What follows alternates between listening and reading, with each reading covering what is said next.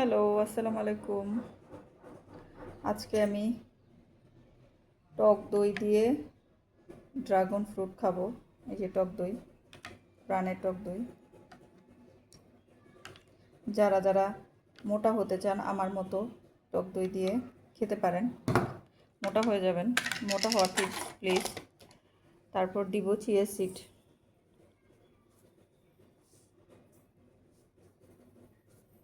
2 চামচ। তারপর দিব হইল কিশমিশ। যারা আমার মতো মোটা হইতে চান তারা এটা ফলো করতে পারেন। মন চাইলে করবেন, না মন চাইলে নাই। এই যে কিছু বাদাম, এই যে ভেজে রেখে দিয়েছি আগেই। এই যে এগুলো ভাজা আমার। এই যে খুব পুষ্টিকর খাবার, খুব অস্বাস্থ্যকর খাবার। যদি খেতে চান আমার মতো খেতে পারেন, না মন চাইলে নাই, আপনাদের উপরে। এই যে ড্রাগন ফ্রুট, একটা ফল দিয়ে খাই আমি।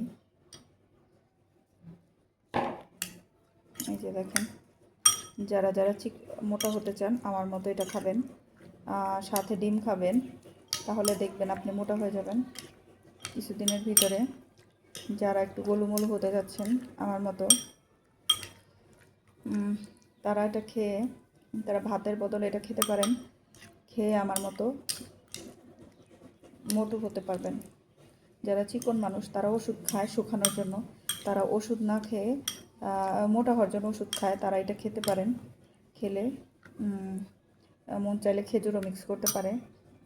আমার ঘরে খেজুর নেই, আপনাদের খুশি। Tata, bye bye guys.